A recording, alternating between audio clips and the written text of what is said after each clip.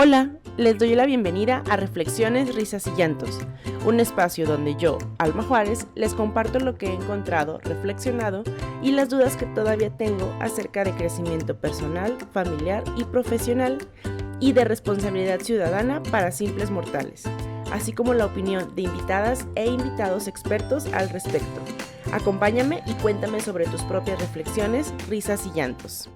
Hola, bienvenidos a este capítulo de Reflexiones, Risas y Llantos, donde tenemos como invitada a Azucena Salcido, que es una doctora en Políticas Públicas y Desarrollo, hablándonos sobre qué pasa si no votamos, qué es el voto estratégico, cómo conocer las propuestas de los candidatos, los básicos de la participación ciudadana, cómo dar seguimiento al cumplimiento de lo que dijeron los candidatos que iban a hacer, y qué implicaciones tiene que haya una mujer presidenta en México. Acompáñennos.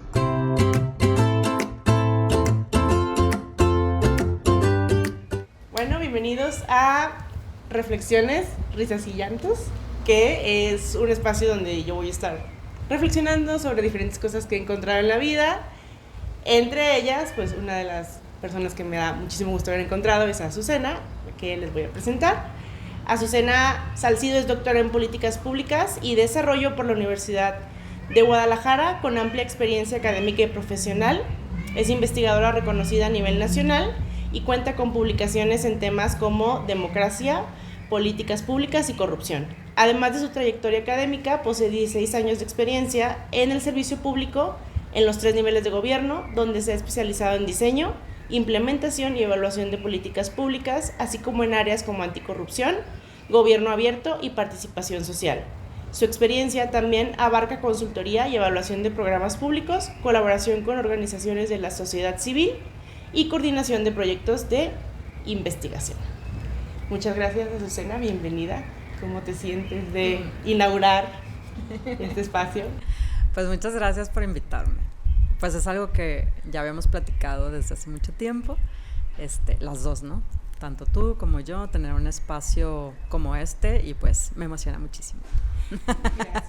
Gracias. Bueno, pues vamos a empezar. El tema está muy relacionado con las elecciones que tenemos este 2 de junio aquí en el país.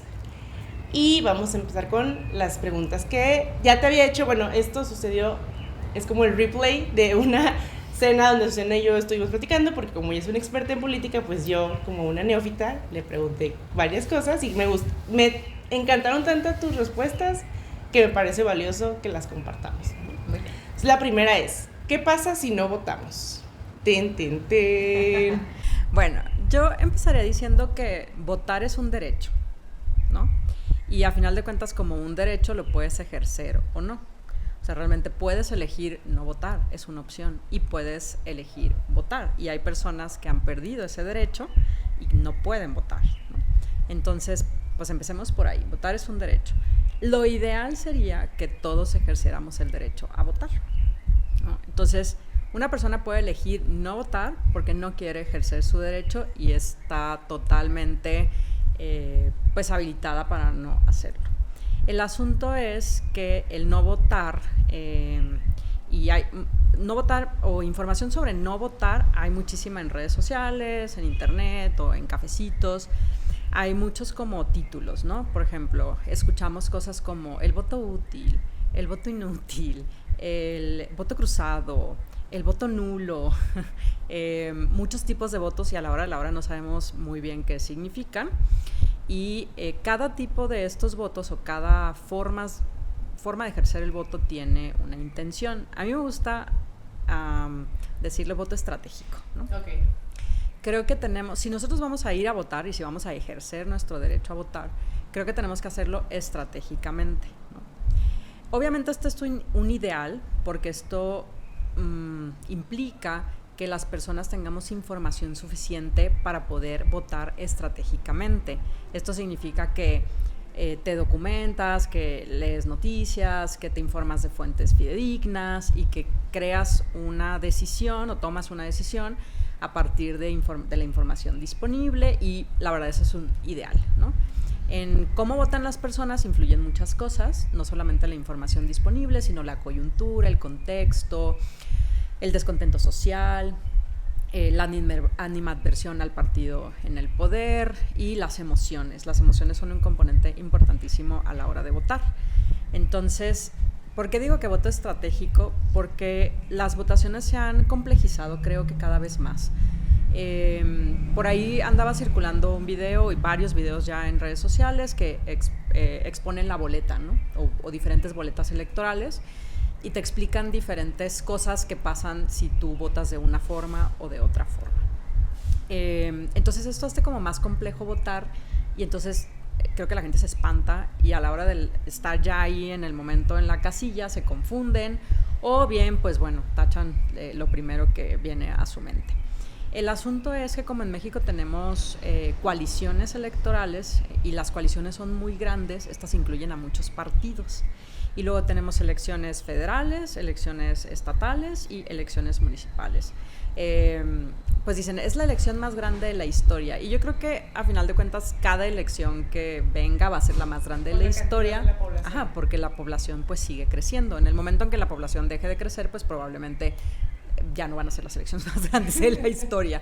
Entonces cada elección es la elección más grande de la historia. Entonces se van a elegir pues obviamente presidente o presidenta de la República, senadores, diputados federales, diputados locales, gobernadores, presidentes municipales, incluidos sus regidores, sus síndicos, etcétera. Y entonces hay muchas decisiones que tomar en la casilla, ¿no? O sea, en las casillas, pues hay que votar lo federal, lo local, y pues uno se puede confundir, ¿no? A mí me da miedo de que regarla, ¿no? De, voté mal. Es una, sí, ¿no? Suena una tontería, pero de esperar 6 años y como algo, evento, un error, ¿no? El asunto es también que, te decía, son muchas decisiones que tomar. Y luego está el tema de si voto por el partido o si voto por la persona, cómo puedo votar por la persona. Es que fulano de tal candidato sí me agrada, pero no me gusta que vaya por el partido fulano de tal, ¿no? Entonces ahí es donde entra lo que te digo del voto estratégico. Te voy a explicar un poquito, ¿no? Por ejemplo, nosotros estamos aquí en Jalisco, entonces en Jalisco va a haber elección para gobernador y presidentes municipales y diputados locales, ¿no? Entonces digamos que tú estás a favor del gobierno que está en el poder, que en este caso es Movimiento Ciudadano. Entonces tú quieres refrendar a Movimiento Ciudadano, ahí no hay pierde, porque Movimiento Ciudadano va solo, no está coaligado con nadie, no está en alianza con nadie, entonces solamente vas a votar, pues en el caso, por ejemplo, de Pablo Lemus, pues por Pablo Lemus, o pues vaya por Movimiento Ciudadano, entonces ahí no hay pierde, ¿no? Entonces si quieres refrendar por ese partido, no hay mucha confusión. A nivel federal, si también quieres votar, por ejemplo, por Movimiento Ciudadano, también es muy fácil porque Maynes va por Movimiento Ciudadano y solo es Movimiento Ciudadano.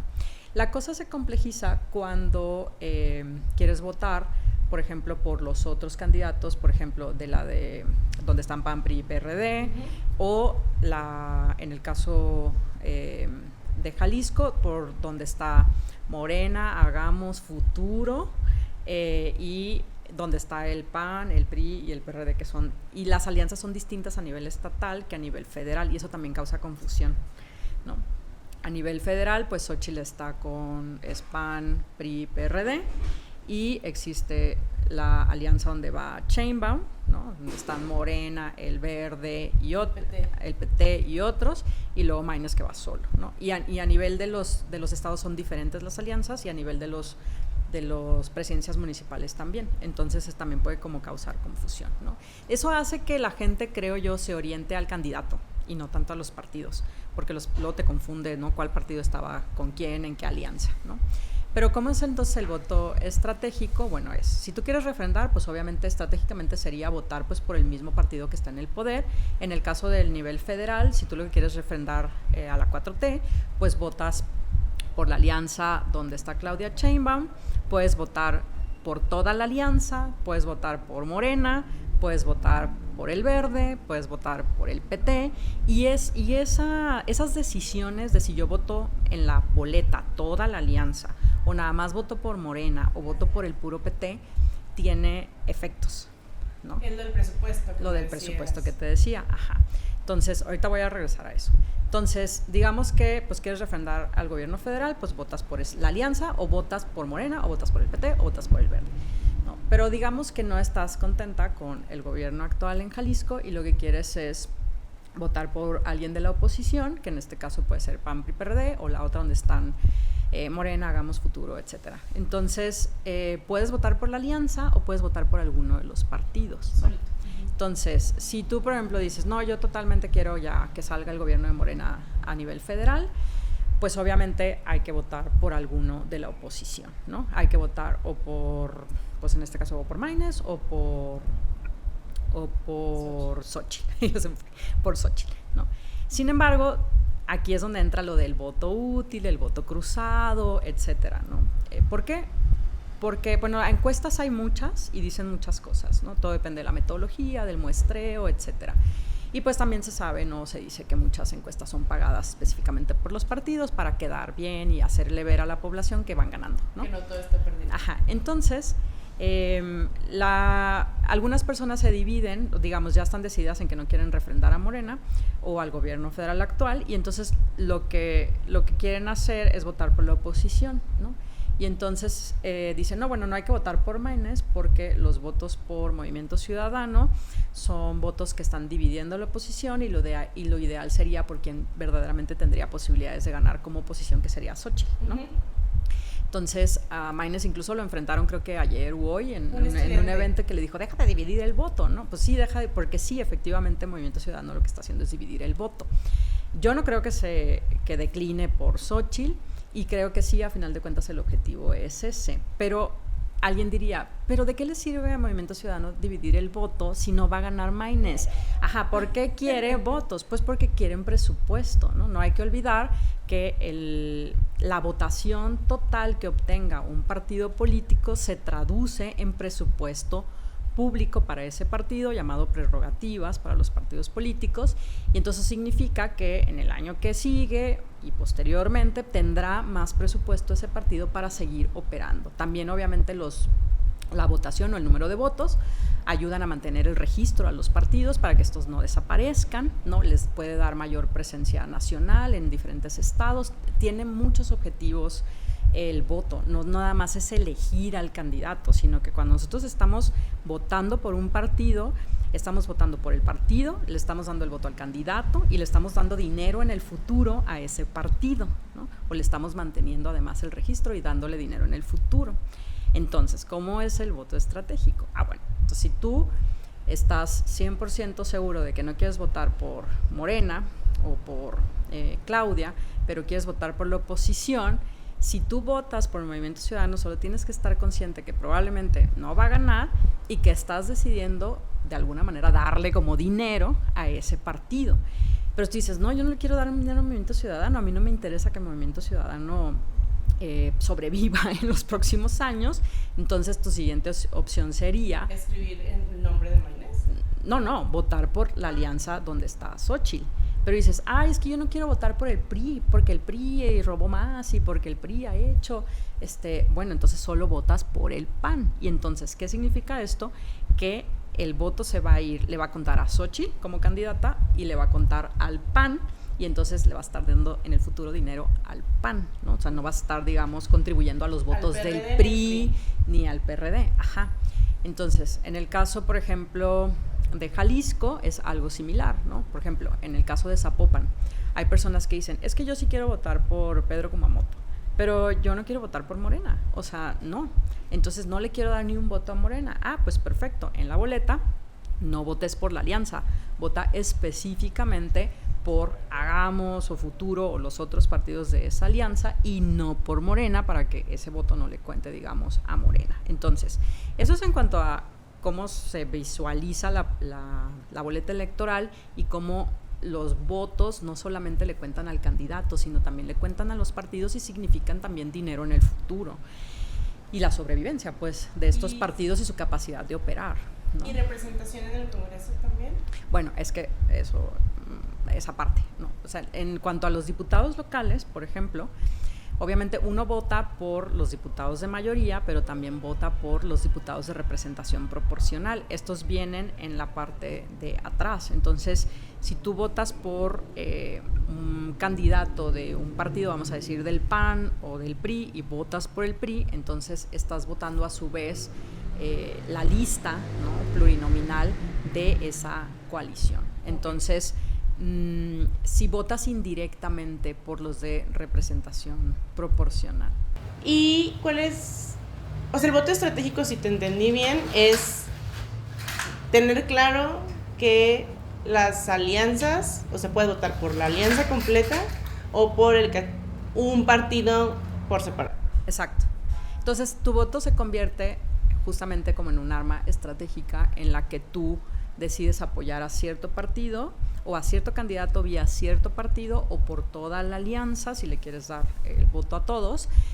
Y también tiene que ver con pensar el voto estratégico con cómo van a quedar las configuraciones de los congresos locales, en el caso también pues de los ayuntamientos, cómo van a quedar tal cual pues los ayuntamientos, es decir, los regidores, el presidente municipal, para que, pues a lo mejor para que haya oposición. Por ejemplo, mucha gente dice, es que no vale la pena votar ni por Xochitl ni por Maynes, porque ya Claudia va a ganar.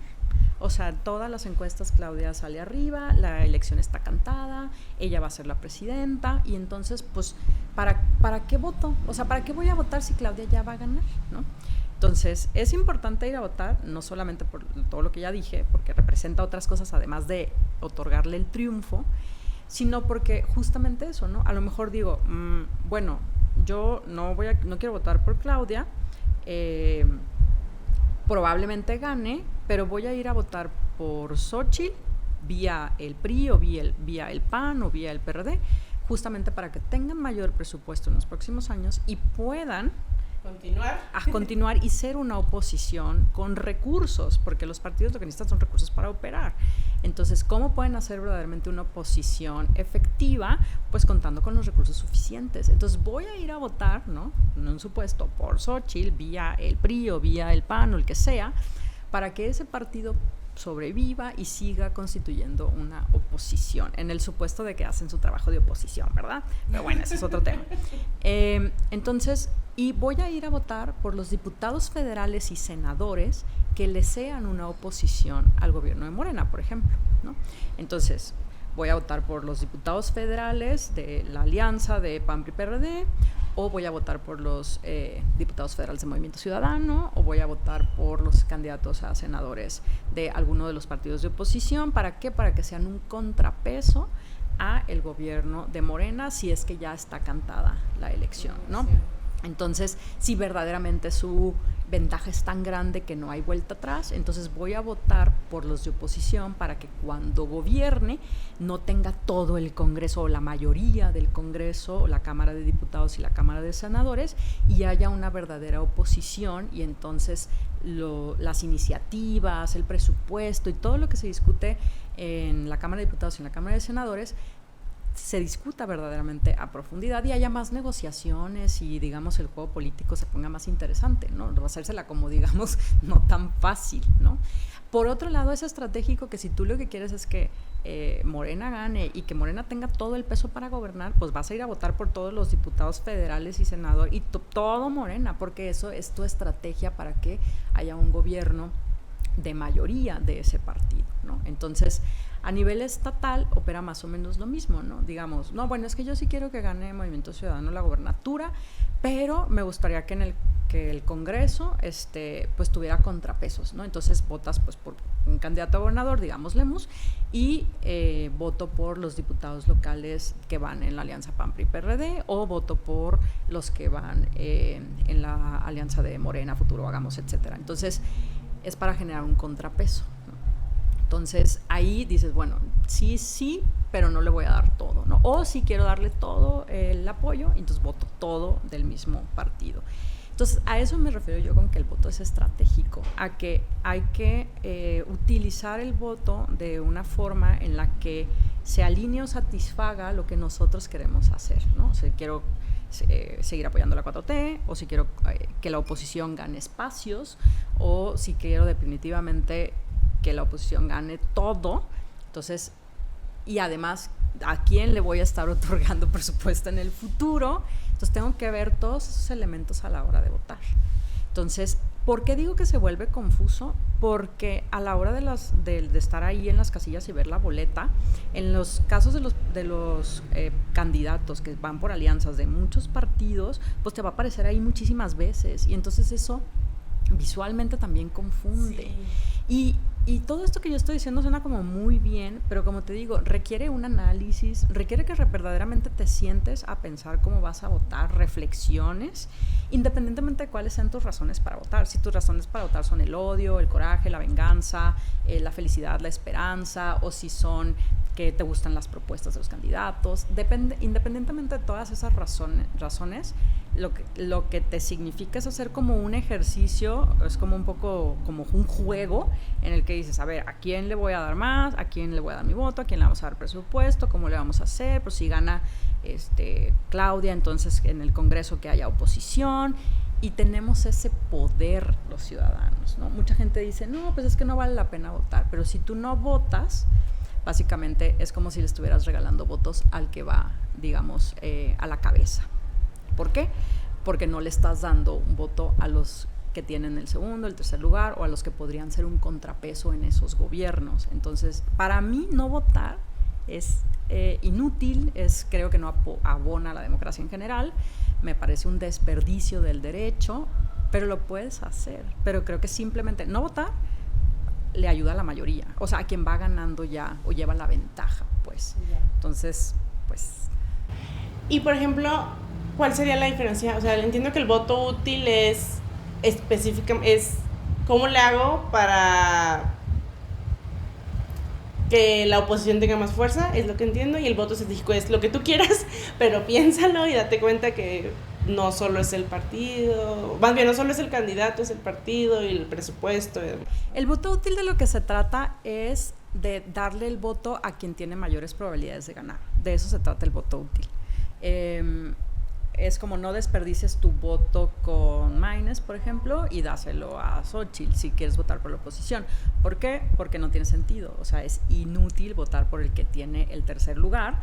Lo útil sería votar por quien tiene el segundo para que tenga mayores probabilidades de ganar. De eso se trata el voto útil. Luego está el voto cruzado, que es, por ejemplo, el voto cruzado solo tiene sentido si tú crees mucho en los partidos o estás muy alineado a una ideología del partido. Por ejemplo, la gente que es súper panista, ¿no? Uh-huh. O sea,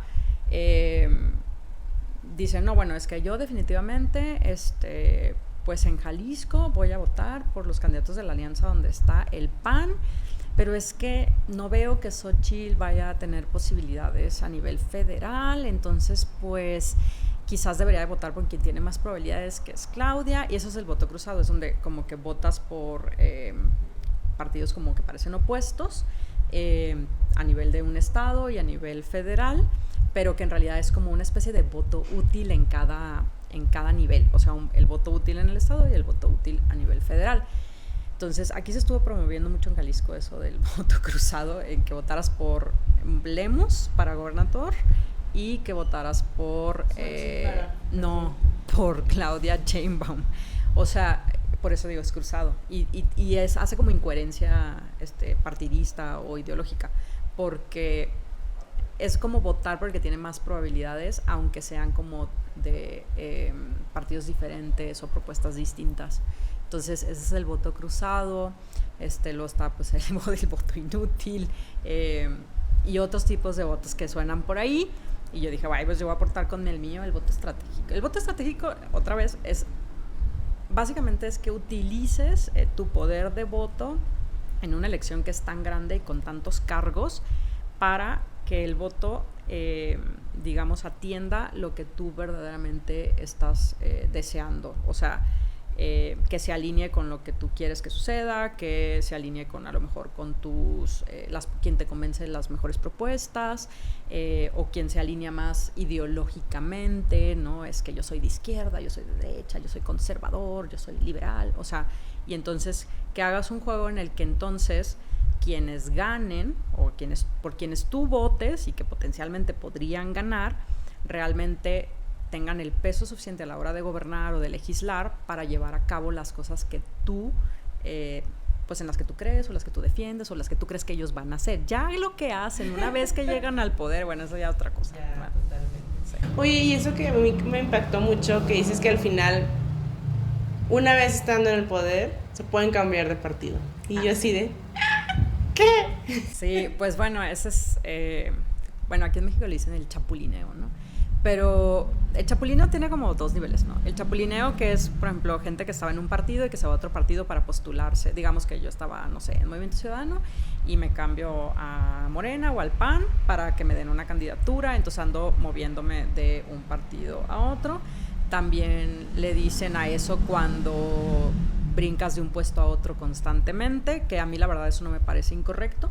Yo siempre he dicho que existe la carrera de político profesional y los políticos profesionales pues de eso viven, de la política. Entonces pues claro que de diputado a senador, de senador a presidente municipal, de presidente municipal a diputado local, eso tiene todo el sentido del mundo para una persona que se dedica 100% a ser un político profesional. Es una carrera, es una profesión, ¿no? Yo creo que eso no tiene nada de malo, pero bueno. Aquí el asunto es cuando brincan de un partido a otro para mantenerse haciendo eso. Y también sucede estos cambios que se dan una vez ya, digamos, que rindieron protesta, les tomaron protesta, ya que rindieron protesta y entonces digamos que Alma, eras la candidata del PAN en la alianza donde están PAN, PRI, PRD, tú estás militando en el PAN, estás afiliada al PAN, te postuló el PAN como parte de la alianza y entonces ya eres diputada federal, ¿no? Y entonces vas y rindes protesta y ya eres diputada federal y cuentas en la bancada del PAN, ¿no? Porque te postuló el PAN, estás afiliada al PAN, cuentas con el PAN, ¿no? Entonces, que luego eso es otra cosa, luego de la alianza a las bancadas, por ejemplo, en la Cámara de Diputados ahí hay un brinco, o sea, a la hora, la alianza no es una bancada en el Congreso, la bancada las constituyen los partidos de manera individual, entonces tú contarías en la bancada del PAN, porque fue el que te postuló y porque tú estás, pues, ahora, también ya no necesariamente uno tiene que estar afiliado al partido, pero digamos el partido que te postuló, pero digamos que además de paso estás afiliada, ¿no? Entonces, tú cuentas en la bancada del PAN, estás afiliada al PAN y ya diste protesta y estás ya ahí sentada en tu curul y pues de repente empiezan a suceder cosas, haces propuestas, ves que no pasan, te enojas con los líderes de tu partido, X o Z, y pues decides cambiarte, ¿no? A la bancada de Morena, ¿no? Y entonces, pues renuncias al PAN y te cambias a Morena y ahora le cuentas a Morena, ¿no? Ese es pues se ha visto que es más un problema que otra cosa. Hay quien discute que es legítimo, ¿no? Que te puedas cambiar, pero hay quien dice, ok, pues sí, que se cambie o que milite ahora, que Alma milite ahora en el Morena, pero que le siga contando al PAN, pero no es que se la llevan, ¿no? Y en dado caso de que eso no sucediera, lo que también puede pasar, por ejemplo, que siguiera contando o sea, que siguieras representando al PAN, pero ahora estuvieras afiliada a Morena, que eso también podría pasar, podrías votar en oposición a tu partido. O sea, cada vez que haya una votación te puedes alinear con el otro partido, en lugar de votar alineada a tu partido, ¿no? Entonces también esos juegos políticos se dan muchísimo, sucede mucho o ha sucedido mucho recientemente que empiezan a brincar pues de un partido a otro ya en la Cámara de Diputados y eso genera un problema que se llama sobrerepresentación. ¿Por qué? Porque hay una serie de fórmulas para determinar cuántos diputados de cada partido van al Congreso y forman parte pues de los 500 diputados en el caso de los diputados federales y entonces no debe existir una sobrerepresentación de un partido porque eso atenta contra pues, la democracia en general y la representación proporcional y los equilibrios o contrapesos dentro de la Cámara de Diputados, en el caso de la Cámara de Diputados. Entonces eso no debería pasar porque entonces un partido empieza a contar con más digamos votos a la hora de votar por una nueva ley o por una reforma y entonces genera problemas de sobrerepresentación y hay una serie ahí pues sí son como pues como dicen los gringos, ¿no? Loopholes, o sea, como huecos que permiten que estas cosas sucedan y por eso constantemente se está reformando la legislación electoral como para ir parchando todo ese tipo de cosas porque los partidos políticos y los políticos siempre están viendo de dónde agarrar más, y Y bueno, y hay partidos de oposición, como por ejemplo el Verde o los chiquitos, pues, que aunque en teoría pues son de otro partido, ¿no? Y llegan al Congreso y también tienen su cuota de representación proporcional, a la hora de la hora se alinean, digamos, todo el periodo de la legislación, se alían con el partido de la mayoría. Entonces es como si tuvieran más diputados de los que verdaderamente tienen, digamos que suman a esos de la oposición. Ese es un problema también, pues, a final de cuentas, son problemas que generan los partidos pequeños y que van en alianzas, o que hicieron alianzas en su momento para llegar al poder y que se mantienen en una especie como de alianza a la hora de votar. Entonces pareciera como que tienen más diputados de los que deberían de tener. Todos esos problemas ya son a la hora de después de las elecciones. Después de las elecciones. La operación. Ajá, por eso yo digo que es súper importante pensarlo bien. O sea, si verdaderamente, por ejemplo, si yo votara por la alianza donde está Claudia Sheinbaum y en lugar de votar por toda la alianza o votar por Morena, yo decido darle mi voto al Verde, pues también estoy, digamos, contribuyendo a este asunto, ¿no?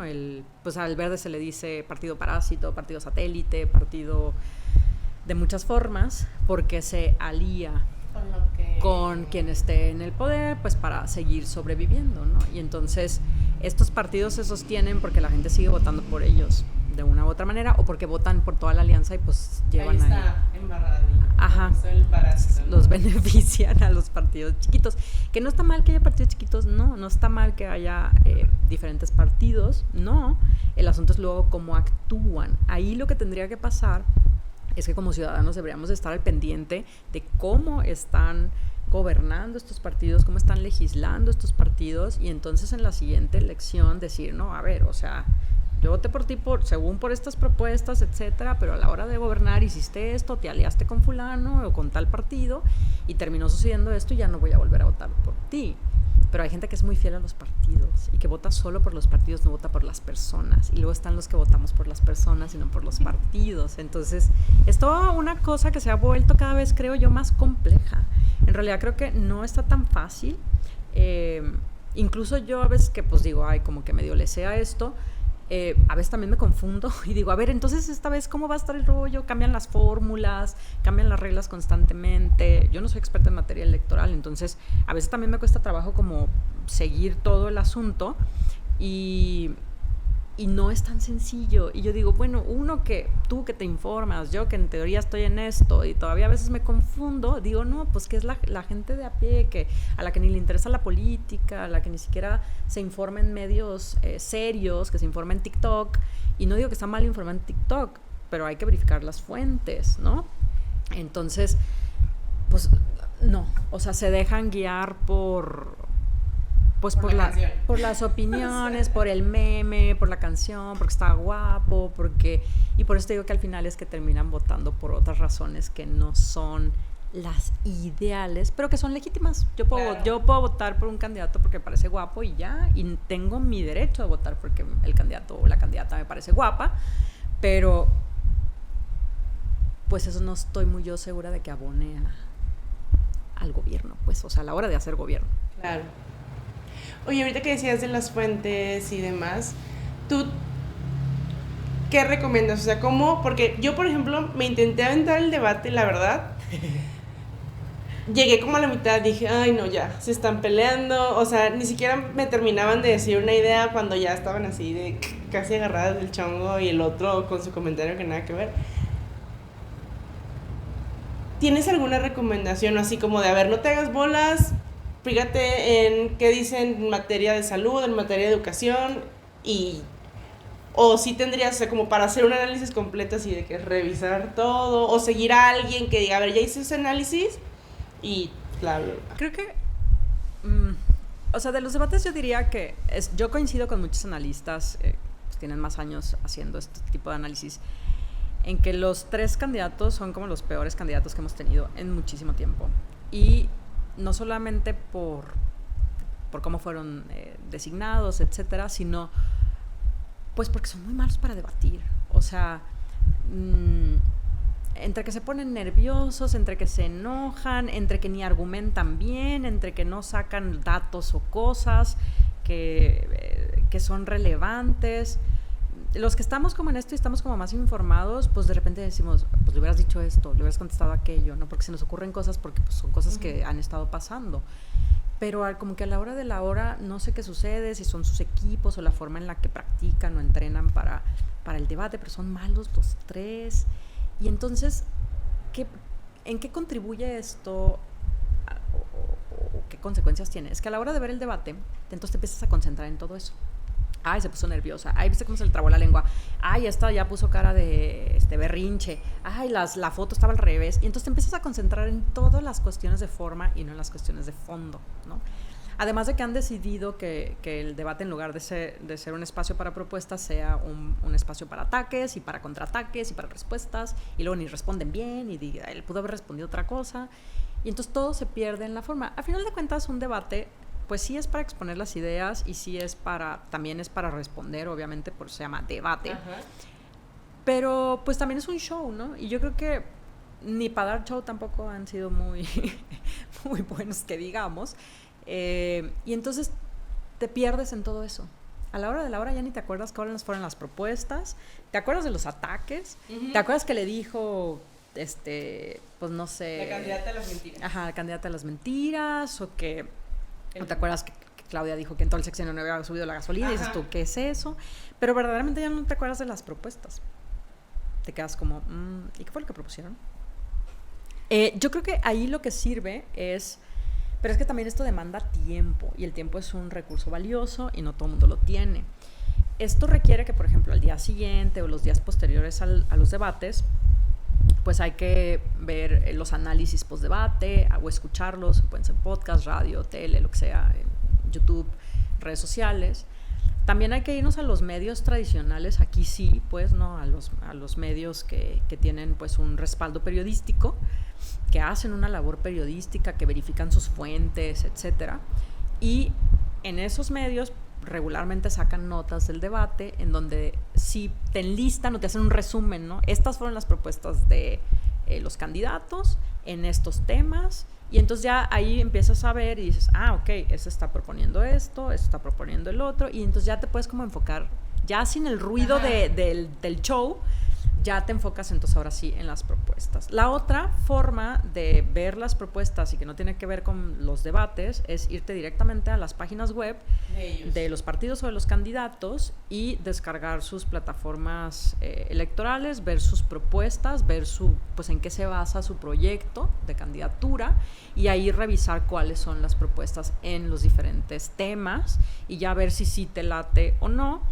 Y si no te las, pues revisas todos, pero este análisis requiere mucho tiempo, requiere algo de conocimiento más o menos de los temas, y requiere también que medio sepas qué está pasando con los temas en este momento, y hay gente que de muchos temas no sabe y no tendría a lo mejor por qué saber.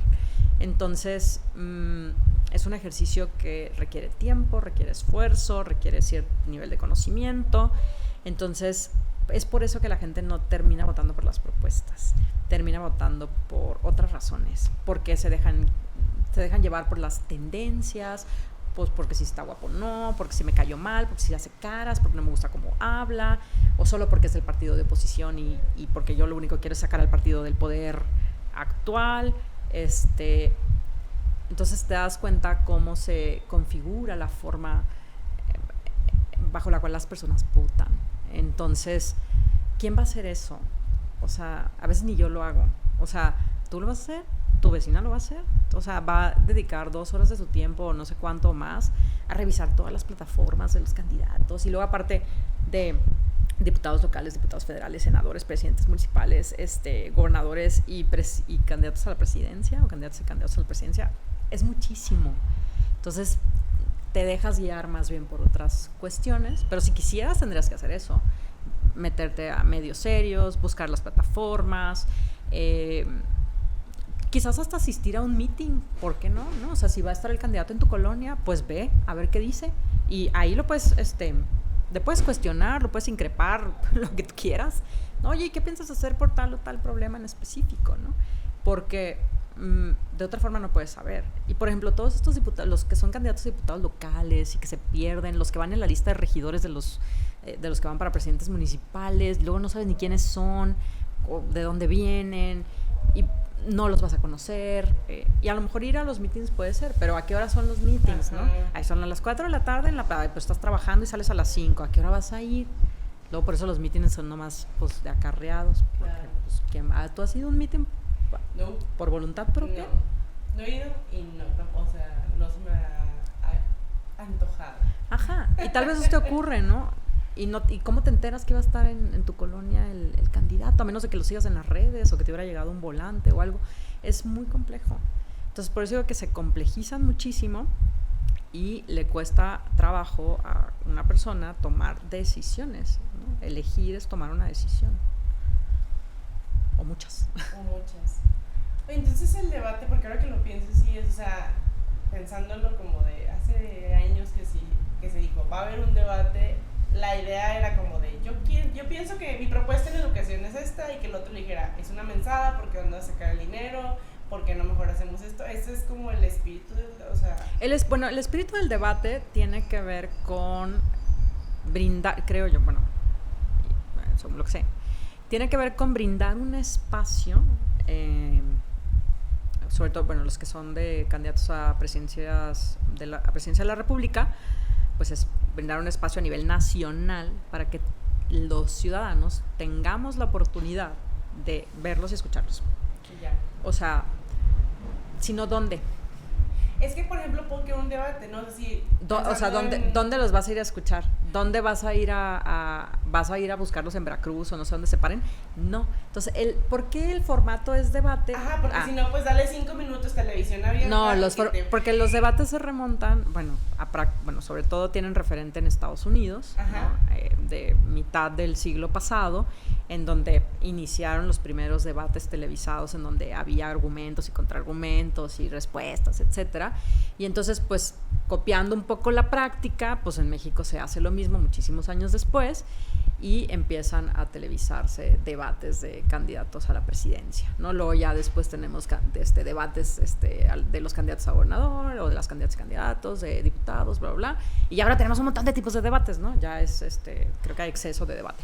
Pero básicamente es una práctica que inicia principalmente en Estados Unidos, se trae a México años después y empiezan a televisarse los debates. Y pues sí, quizás nadie, no creo que nadie, por supuesto que se han cuestionado y hay muchísimas columnas de opinión y gente experta en esto que cuestiona los formatos del debate, y creo que en estas elecciones más, ¿no? O sea, ¿por qué tiene que ser el debate así? ¿Por qué se tienen que parar de esa forma? ¿Por qué no mejor se paran uno enfrente del otro si es debate, ¿no? Como cuando te ponen en debate en la universidad o en la prepa y te confrontaban, ¿no? Los que están a favor y los que están en contra de, no sé, el cambio climático, ¿no? Entonces, y hay un debate, ¿no? Entonces, ni siquiera es el formato de esa forma. Entonces, se ha cuestionado mucho el formato, el tema de las preguntas, los tiempos, y que a la hora de la hora ni terminan de presentar bien las propuestas, pero ni tampoco son buenos como para contraargumentar, ni sacan los datos tampoco que son los buenos, ¿no? Entonces, es como mucho o todo y nada. Y creo que es otra vez parte de la complejización de esto. Es que el debate entonces se vuelve como muy complejo y no sabemos qué está pasando, y tampoco, al igual más bien, que también las elecciones se han vuelto muy complejas. Entonces, no sé, o sea, quisiera pensar que todo esto no es a propósito, pero sí se vuelve abrumador, en mi opinión, para el ciudadano común y corriente. Es como, son demasiadas cosas. Y luego, pues, ni quién va a ver el debate federal, y luego el debate local, y luego el debate para presidente. No, pues no. Es demasiada inversión de tiempo que uno tiene que hacer, y no necesariamente tenemos todo ese tiempo para hacerlo. No, definitivamente no. Oye, o sea, porque también me quedé pensando, ¿no? Proponen, pero luego, o sea, me queda claro que en la siguiente tú le das un seguimiento y dices, la próxima ya no voto por ti. Pero hay algo en medio donde puedas decir de que, oye, o sea, esto es lo que tú habías dicho y ahora resulta que no, como cumple, como... Pues mira, es que, otra vez, ¿quién le da seguimiento, no? O sea, ¿tú le das seguimiento? Por ejemplo, yo regularmente le pregunto a las personas, ¿quién es tu diputado local? Es más, ¿cuál es tu distrito? ¿No? ¿En qué distrito votas? ¿Cuál es tu distrito local? ¿Cuál es tu distrito federal? ¿No? Porque a veces no es el mismo. No, pues yo vivo en el distrito 10 de Zapopan y local y en el 10 federal. Ya al menos sabes eso. ¿Y quién es tu diputado actual? No, pues fulano de tal, ¿no?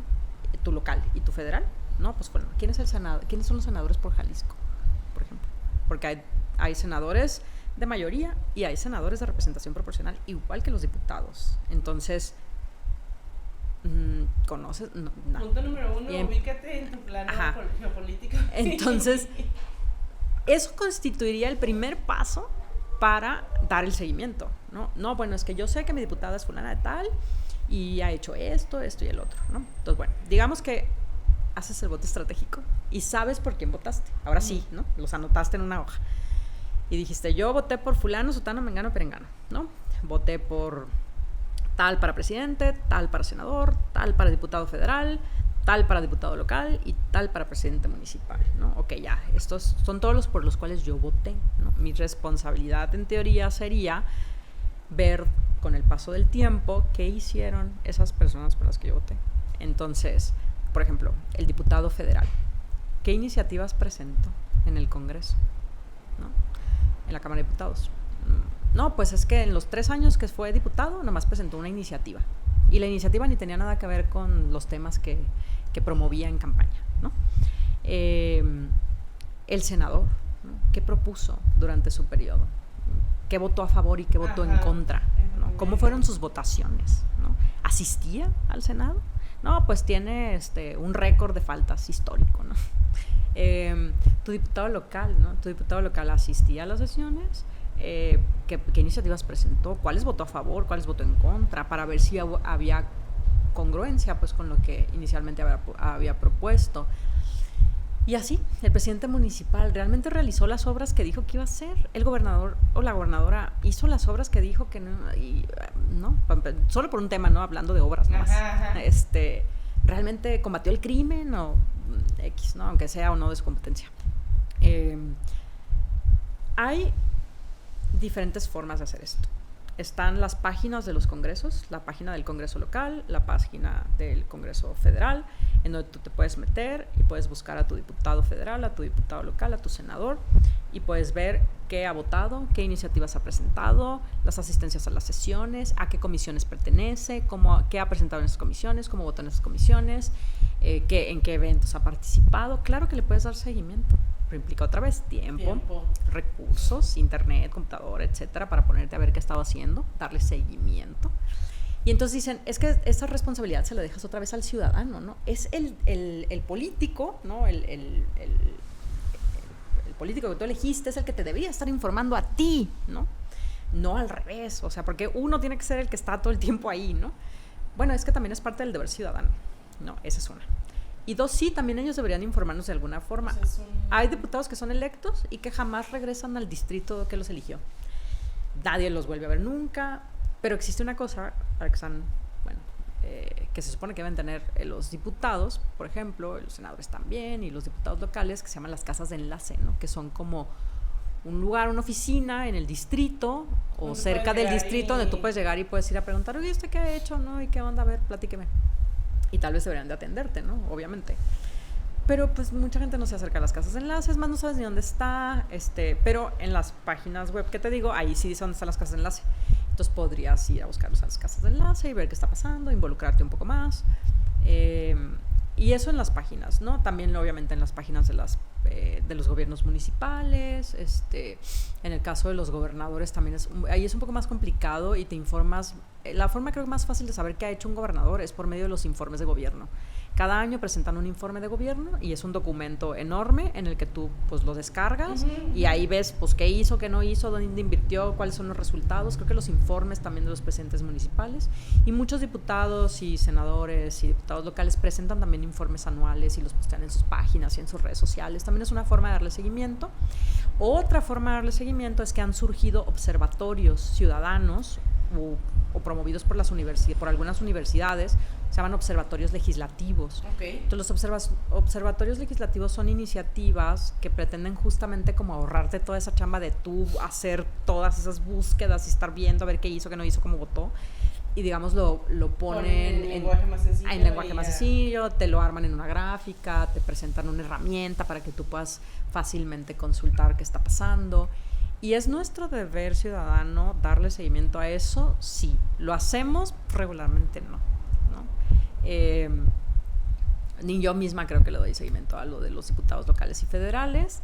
De repente sí me doy cuenta más bien como de las votaciones de manera general o cómo votan los partidos en bancada, más que específicamente de los diputados. Además que ya cuando están, digamos, en el cargo, tanto diputados como senadores, luego les resulta, y incluso a los diputados locales también, les resulta muy difícil armar iniciativas específicas como para su distrito, ¿no? O sea, ¿cómo haces una propuesta de ley o de reforma o lo que sea, un reglamento, específicamente para tus colonias o tu distrito? No, tienes que mover muchos. Legislas de manera general para todo el estado o para todo el país, y entonces se vuelve muy difícil como rendir cuentas. Pero oye, ¿pero qué hiciste específicamente por el distrito? ¿No? Entonces se vuelve también un tema de gestión.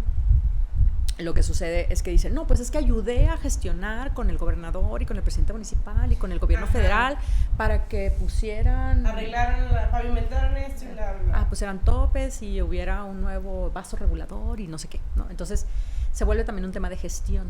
Entonces muchos de los políticos, más allá de presentar iniciativas, votar a favor o en contra, se vuelven gestores de sus distritos, los que lo hacen. Y hay pues quien no lo hace. Y sí es difícil pedirle cuentas a los diputados locales, federales, de representación, de mayoría, que son por los que votas directamente. Se vuelve todavía más difícil por los de representación proporcional, porque esos representan a la circunscripción. Y entonces, pues se vuelve muy complicado. Lo de representación proporcional, creo que sí lo tengo bien entendido. O sea, no sé, hay 100 votos y de los diputados, o sea, la elección de diputados federales, los 100 votos fueron 30 para Morena, 10 para el PAN, bla, bla, bla. Entonces, los de representación proporcional es como soy 10 lugares, o sea, hay 100 lugares, entonces le tocan 30 a Morena, 20 al PAN. Sí, bueno, es más o menos así. Hay 300 lugares para diputados de mayoría y 200 para de representación proporcional. Los 300 de mayoría corresponden a los 300 distritos electorales que hay en el país, y los otros 200 se reparten justamente en proporción, y son unas fórmulas y ahí están los expertos y todo el tema. Yo no soy experta en eso, pero se reparten de acuerdo a unas fórmulas que tienen que ver con el número de votos o con la votación total, la votación por los partidos, la composición de los de mayoría, o sea, cuántos de mayoría ganó el partido, digamos, Morena o Movimiento Ciudadano, y lo que se busca es que los partidos minoritarios, o sea, que ganaron menos espacios de mayoría, tengan una representación en el Congreso y puedan de alguna manera ser oposición y estar representados. Representación es porque representan a quienes votaron por ellos. Es para que, por ejemplo, digamos que vamos a decir que Movimiento Ciudadano solo alcanzó 20 diputados federales, o 10 diputados federales de mayoría en todo el país. Entonces, la idea es que ese partido tenga un mayor apoyo, por así decirlo, con más diputados de representación proporcional que representen a aquellos que votaron por ese partido, y para que pueda tener un mayor peso a la hora de votar o de presentar iniciativas o de promover alguna cuestión. Ese es como el espíritu, y el espíritu también era porque pues en los tiempos del PRI mayoritario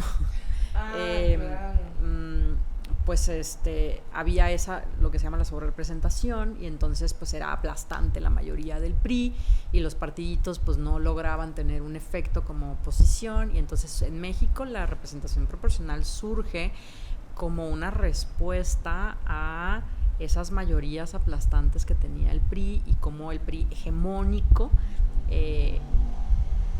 pues tenía un control exagerado sobre el Congreso y básicamente pues hacían lo que el presidente decía, porque también eran los tiempos del presidencialismo fuerte, en donde el presidente mandaba a todos los poderes, que luego AMLO tiene un poco como esas fantasías, y no solo fantasías, sino a la hora de la hora sí un poco sí tiene de realidad, de que el presidente está como por encima de los otros poderes y los manda a los otros, cuando en realidad no debería de ser así, porque hay... Por eso está división. Ajá, y hay un equilibrio entre los poderes.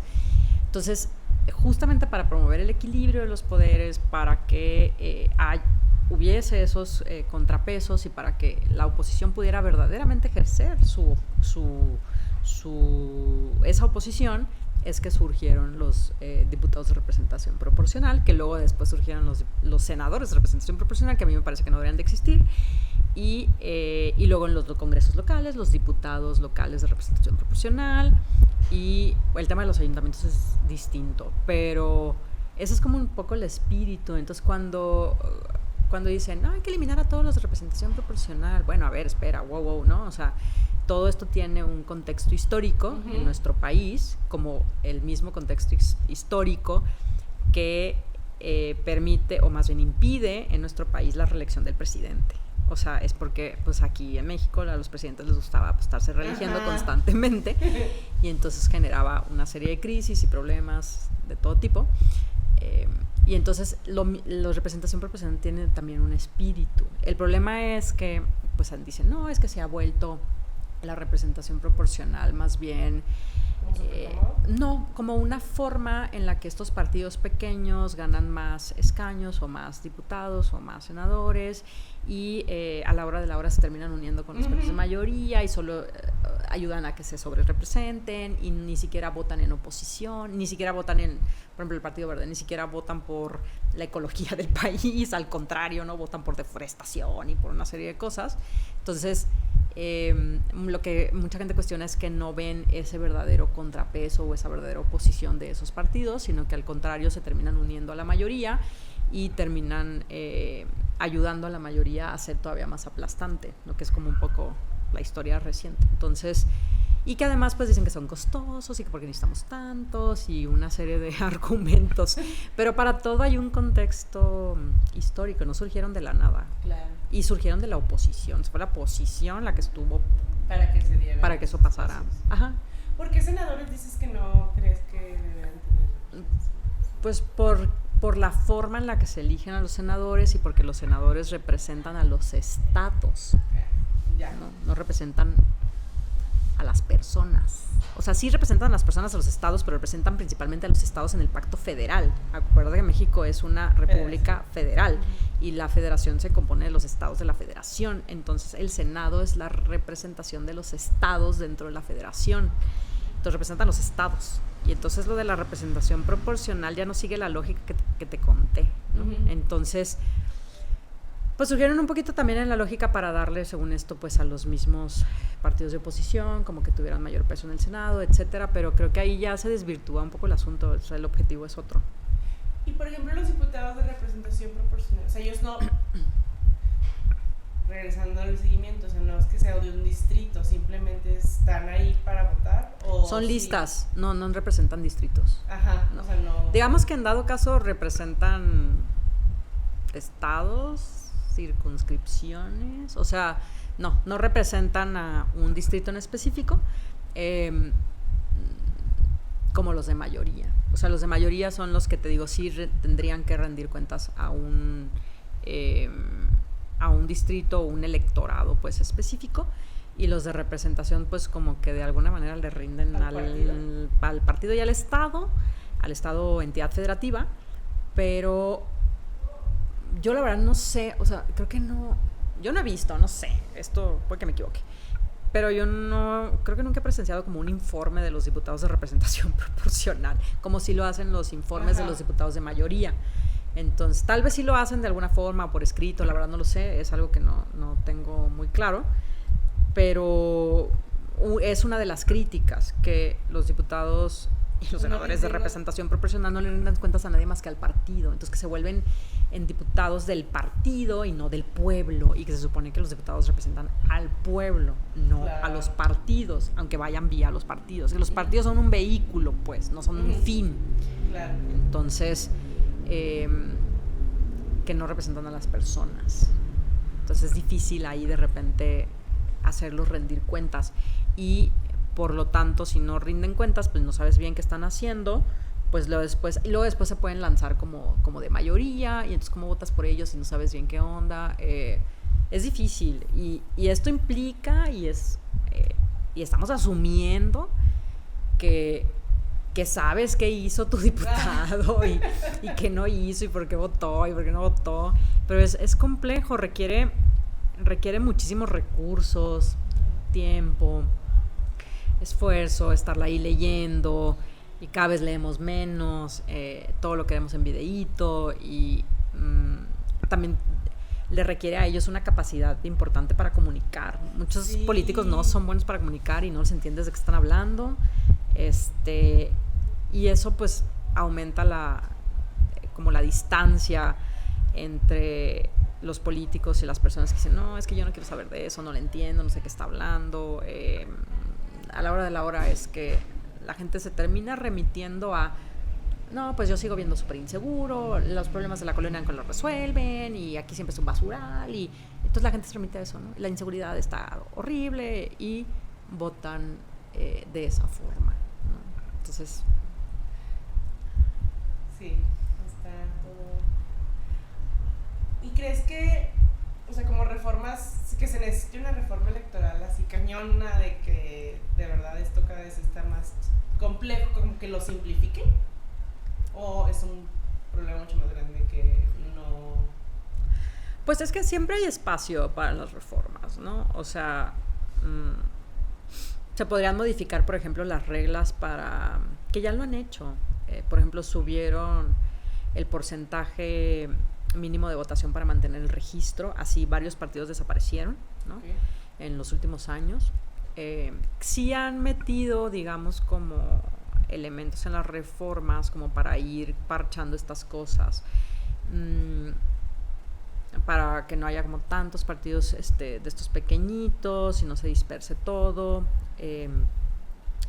También obviamente hay legislación que cada vez, digamos, obliga más a los partidos a rendir cuentas sobre qué hacen con su dinero, con el presupuesto que es público. Así ya pudimos ver, por ejemplo, quién está afiliado a qué partido, ¿no? Y nos dimos cuenta que hay personas afiliadas en muchos partidos políticos, o que te afiliaron al partido tú ni siquiera sabías. Todas las reformas creo que de una u otra forma han ido como avanzando en eso. Algunas se considera que también son como retrocesos.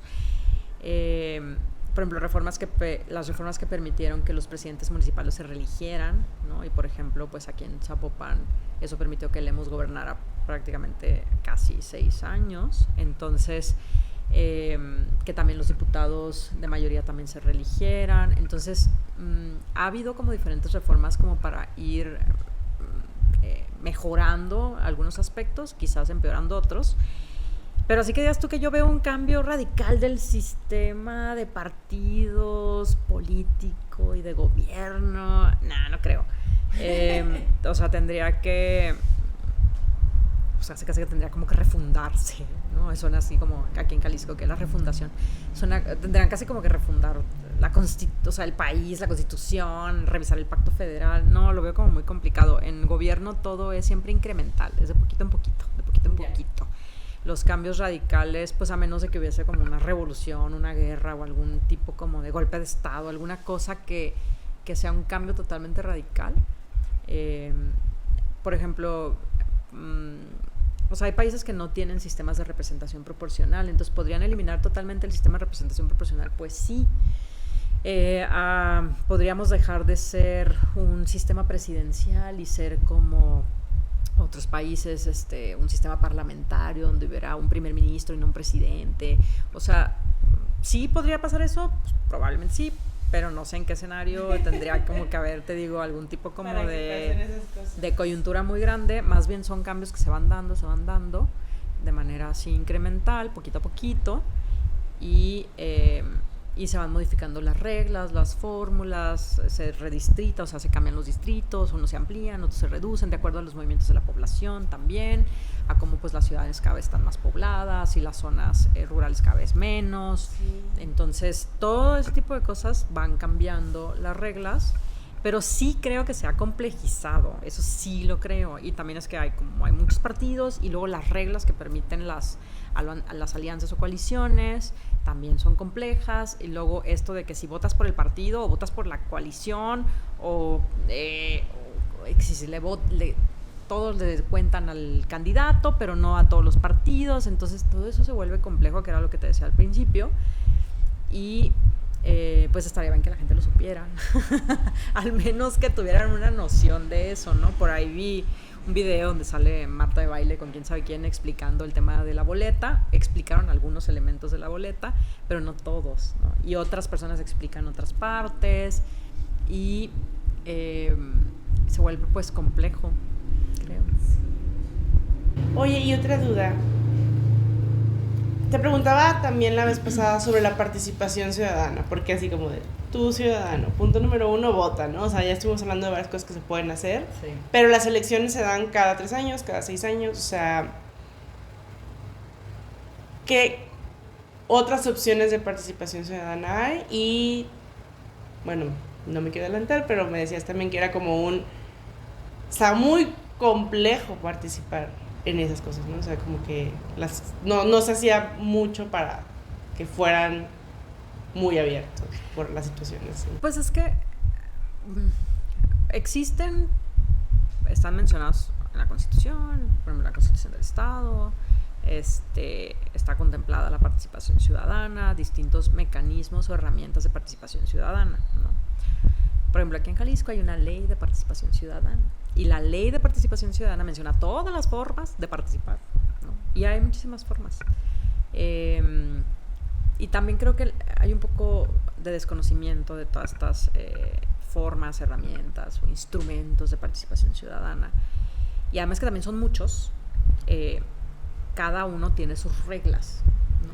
Y entonces hay que seguir esas reglas. Y hay alguien quien diseña esas reglas, que son los diputados, en el caso local o los diputados federales, y que muchas veces esas reglas también no ayudan mucho a que se hagan efectivos estos mecanismos de participación.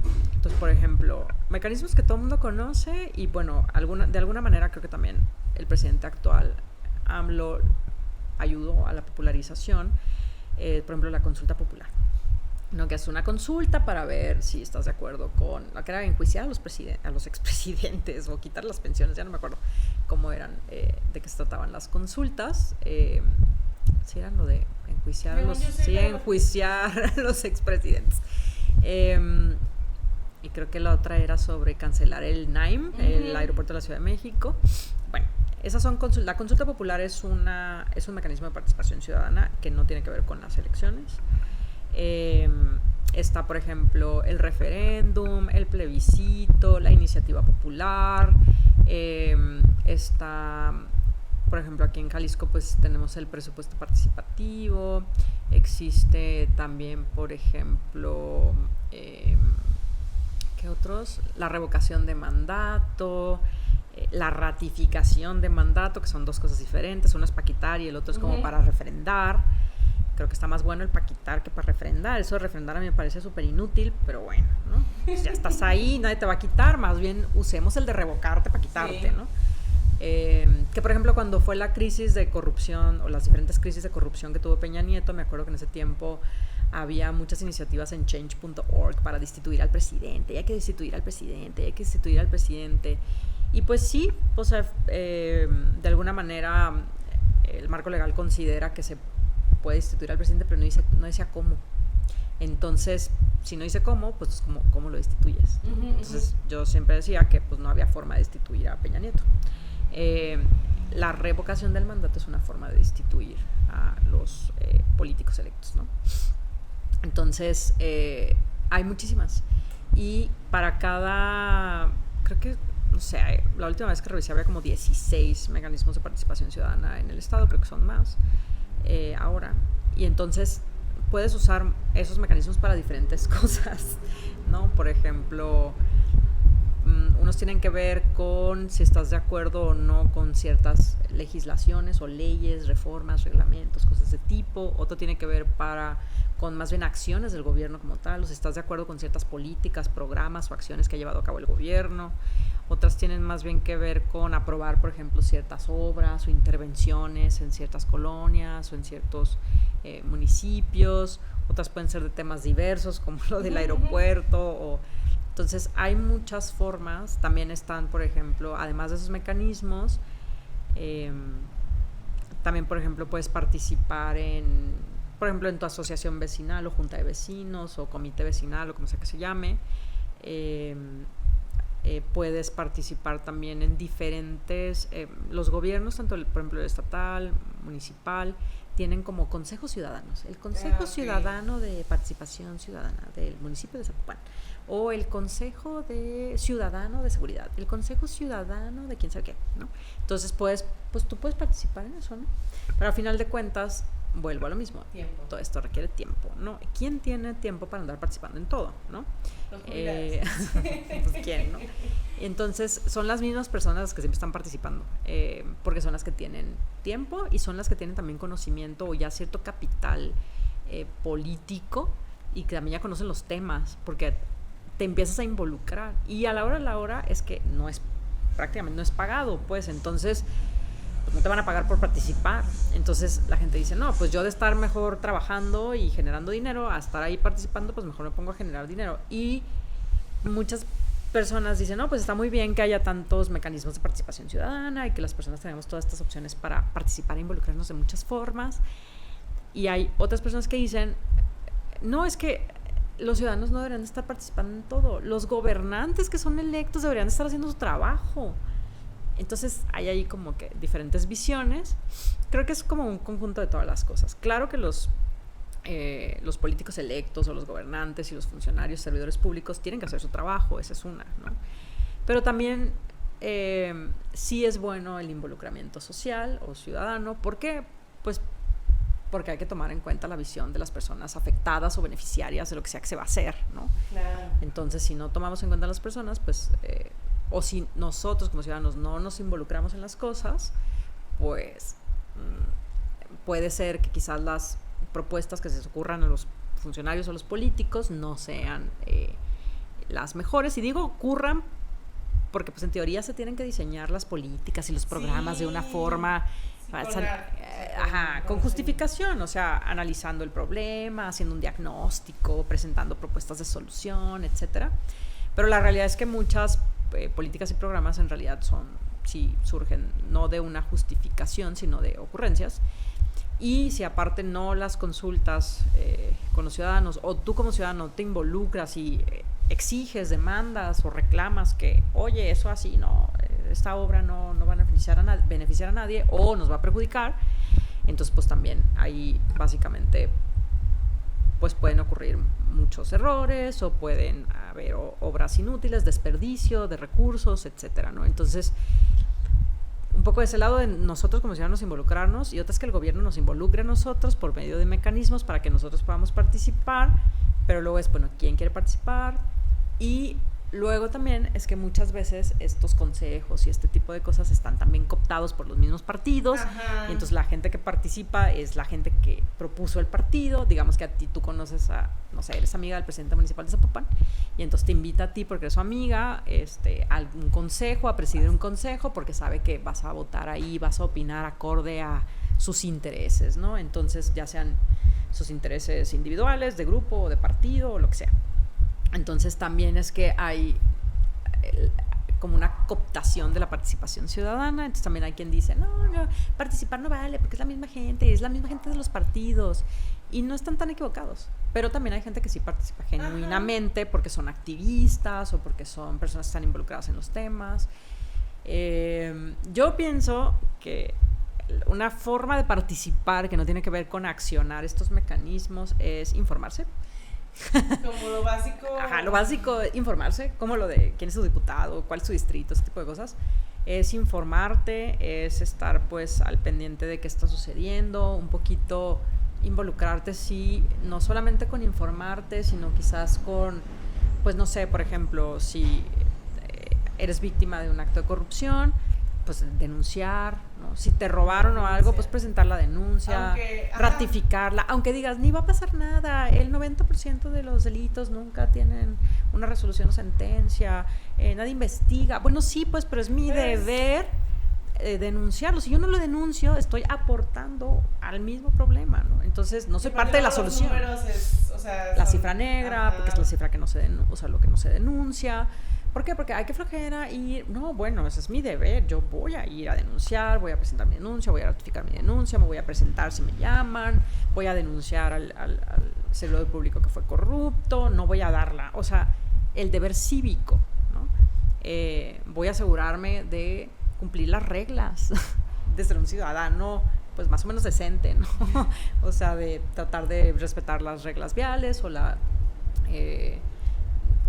reglas pues de convivencia, ¿no? Sí, ahora sí de tu día a día, ¿no? Esas también son formas de participar. Eres como tú participando en ser un ciudadano activo, responsable, que respeta las leyes, que cumple con lo que tiene que cumplir. Si solo cumpliéramos eso, sin andar en consejos y referéndums y plebiscitos y consultas, iniciativas populares y todo ese tipo de cosas, yo creo que ya eso sería muchísimo avance como sociedad. Pero pues no necesariamente pasa eso, ¿verdad? Bueno. Y ya para mi última duda, ¿tú crees que como, o sea, la parte de equidad de género en el tema político has visto que se ha ido avanzando? O sea, ¿qué tanto